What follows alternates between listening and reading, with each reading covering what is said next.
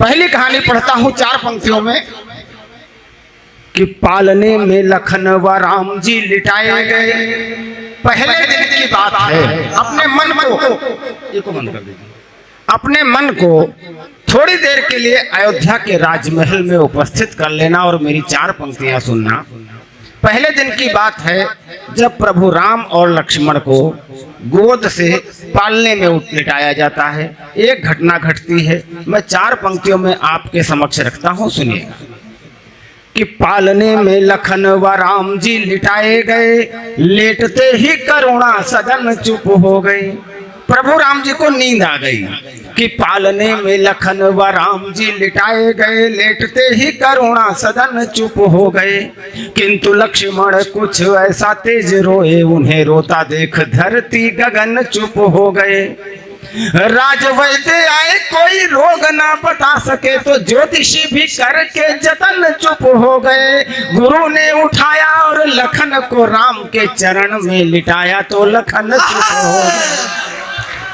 वाह वाह वाह वाह, क्या कहने। बहुत अच्छा सुन रहे हैं, क्यों ना सुनेंगे भी क्यों ना, आपके पहुना की बातें कर रहे हैं हम। सुनिएगा, मैं 4 पंक्तियां फिर से पढ़ता हूं।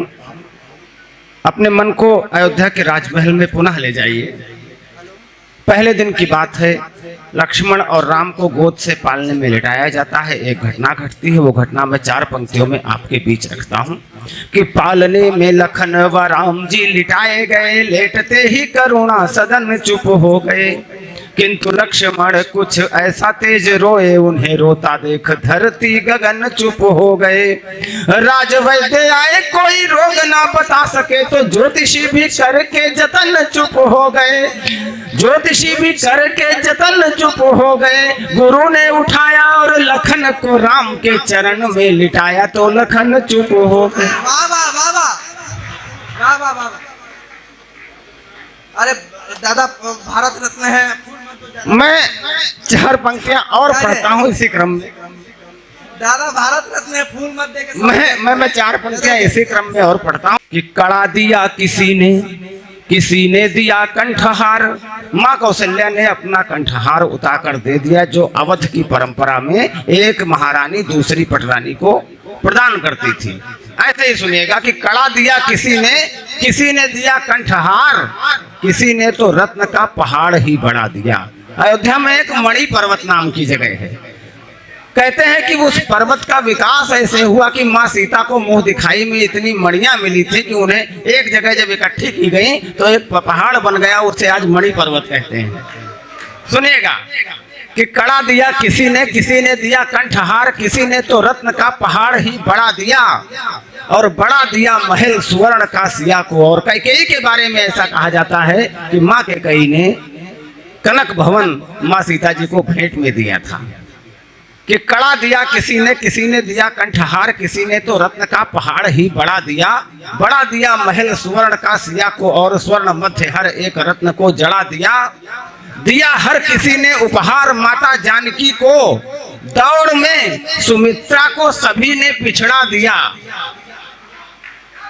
हर किसी ने उपहार माता जानकी को। दौड़ में सुमित्रा को सभी ने पिछड़ा दिया। माता ने बुलाया चुपचाप ही लखन को, वह सीता जी को लखन का हाथ पकड़ा दिया। मित्रों, अभी कुछ घंटों के बाद 14 अगस्त होगा। उस 14 अगस्त के 24 घंटे के बाद 15 अगस्त शुरू हो जाएगा। मैं उस आलोक में एक 8-4-5 पंक्तियां पढ़ना चाहता हूं, सुनिएगा। और इस उम्मीद के साथ पढ़ना चाहता हूं कि यहाँ उपस्थित लोगों को रामायण और महाभारत की बेसिक जानकारी है। सुनिएगा कि शत्रु के लहू से केश धोएगी जो द्रौपदी, तो कोई युद्ध द्रौपदी के केश से बड़ा नहीं। कि शत्रु के लहू से केश धोएगी जो द्रौपदी, तो कोई युद्ध द्रौपदी के केश से बड़ा नहीं।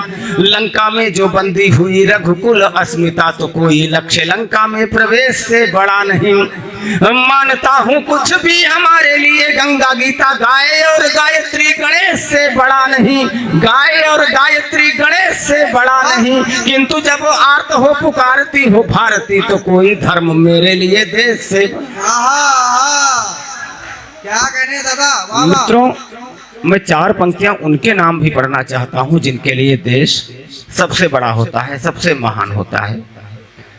एक मान्यता है, जब हम किसी का अंतिम संस्कार कराने जाते हैं तो चिता की ओर देखते रहते हैं और कहते हैं कि जब चिता में से रंगीन लौ निकलने लगे तो ये मान लेना कि शव ने आग पकड़ ली है।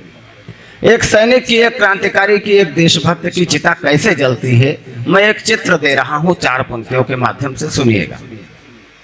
कि जलने लगी चिता तो निकला केसरिया रंग, जलने लगी चिता तो निकला केसरिया रंग, वीरता का जोश लेके शान से चला गया। हरा रंग निकला बिखर गई हरियाली, अंबर की ओर स्वाभिमान से चला गया।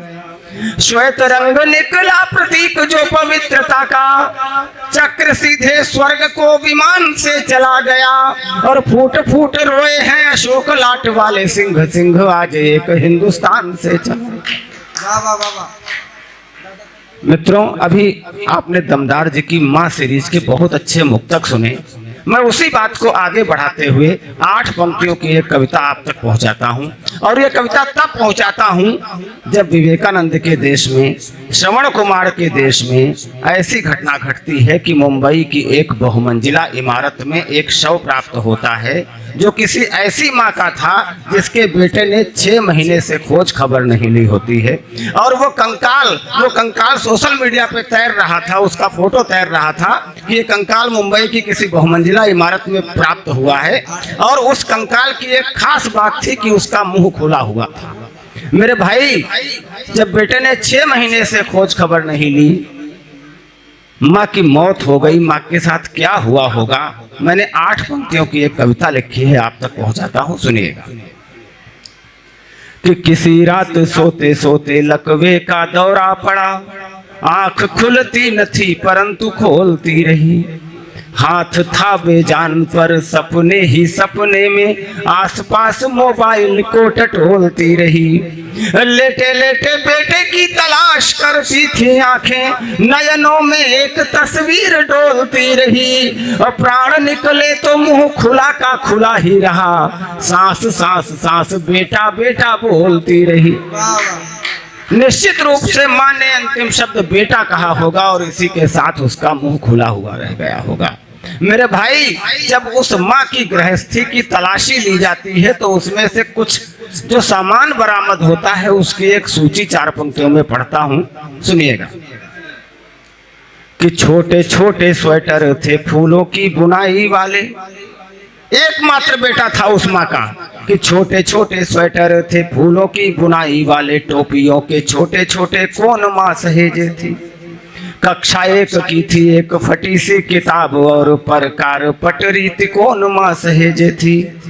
कंचे और कागज के रॉकेट तुड़े मुड़े थे, साथ में खिलौने वाला फोन माँ सहेजे थी। आएगा जो बेटा तो वो नजर उतार लेगी, पोटली में राई और लोन माँ सहेजे थी। वाह वाह, बहुत बहुत धन्यवाद।